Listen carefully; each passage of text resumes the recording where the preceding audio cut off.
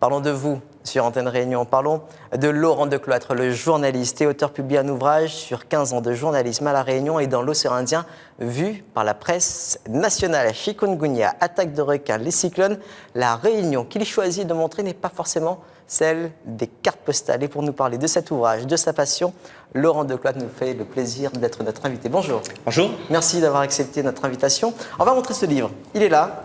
Un livre de 148 pages, 15 années de reportage en tant que correspondant à Libération, L'Express et Géo. Quels sont les critères finalement qui sont nécessaires pour qu'une actualité soit dans ce livre? Dans cet ouvrage. Oui. En fait, ce sont une compilation, effectivement, et j'ai choisi les reportages qui avaient un sens aujourd'hui. C'est-à-dire que quand on les lit, même s'ils datent de 10 ans, voire de 15 ans, ils permettent d'expliquer un peu la société réunionnaise telle qu'on la vit aujourd'hui. C'est pas trop daté, quoi. Et quand ces articles paraissent aujourd'hui, ils sont tous actualisés. Je fais le point pour savoir si la situation a évolué par rapport à il y a 15 ans, 10 ans, 5 ans, voire il y a quelques mois, puisqu'ils sont très récents, certains. Voilà, ça permet une lecture de la Réunion et de l'océan Indien très complète. Et pourquoi sortir justement de cette vision de carte postale qu'on a de la Réunion?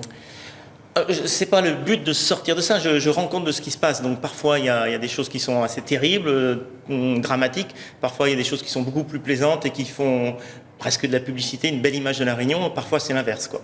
En fait je parle de ce qui passe et ce qui peut intéresser les lecteurs de Métropole, puisque bien sûr tous ces reportages ont été écrits pour la France, pour la Métropole au départ. Quel est votre rapport avec les faits divers par exemple? Je n'ai pas de rapport particulier avec les faits divers, a priori c'est pas le sujet que je préfère, mais il est vrai qu'il y en a quelques-uns dans cet ouvrage, parce que ça existe. On parle beaucoup de requins. Une fois, Libé m'a envoyé à Madagascar pour traiter du meurtre de 2 Français sur l'île de Sainte-Marie. Mais il n'y a pas que ça, il n'y a pas que des faits divers dans l'ouvrage, heureusement.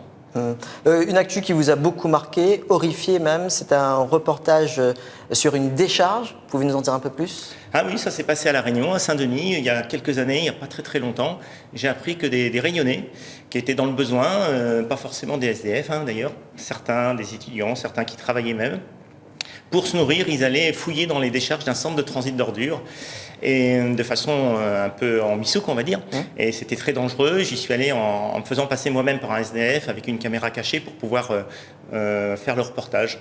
Après. Et à la suite de ce reportage, d'ailleurs, il y a l'IRT, l'île de la Réunion Tourisme, qui a appelé Libé pour leur dire « Oui, vous donnez une mauvaise image, il faut corriger ça ». Ce qu'on n'a pas fait, puisque c'était la réalité, quoi. Après un tel reportage, quel est le sentiment finalement qui domine? C'est quand même un peu le choc de voir des pauvres gens faire ça. Suite à ce reportage, le centre a été beaucoup plus surveillé. Et je crois que maintenant, ces pauvres gens ne peuvent plus y aller. Mais c'est tant mieux pour eux, parce que c'était super dangereux et pas très sain pour leur santé. Alors dans ce livre, vous parlez aussi du Radio Freedom, une radio très connue à La Réunion. C'est un phénomène qui intéresse les médias nationaux. Ah oui, puisqu'on se rend peut-être moins compte ici quand on vit à La Réunion, qu'on écoute Freedom presque tous les jours, mais c'est une radio qui est unique au monde. Pensez donc qu'elle est créée par les auditeurs. C'est les auditeurs qui créent cette radio. Et elle rend des services quand même incroyables. Oui. Mais dans le reportage que j'ai fait, c'est une enquête. On apprend tout, comment fonctionne Freedom, comment elle vit, comment elle est financée, qui sont les acteurs qui fabriquent cette radio. Et voilà, il y a des services qui sont rendus, il y a parfois des petits reportages ou des petites émissions qui frôlent avec les règles imposées par le CSA, le Conseil supérieur de l'audiovisuel. Alors ça se passe comment? La presse nationale vous commande des reportages ou c'est vous qui leur proposez des choses? La plupart du temps, c'est moi qui propose des sujets, dans le sens où je suis l'actualité de la Réunion et de l'océan Indien. Quand je pense qu'il y a un sujet qui pourrait intéresser les Français de métropole, je le propose.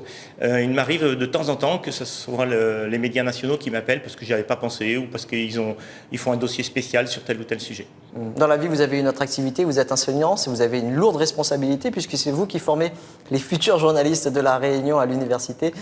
Journaliste, un métier, une vocation qui passionne de plus en plus ou de moins en moins selon vous? Le métier est confronté quand même à une sorte de crise, notamment la presse écrite. Donc les jeunes le savent, ils savent que c'est pas évident de faire son trou là-dedans. Donc il faut vraiment être motivé, il faut que ça soit une vocation effectivement. On peut pas se lancer dans ce métier comme si on voulait faire n'importe quel autre métier. Il faut être passionné. Est-ce que selon vous la presse réunionnaise est libre?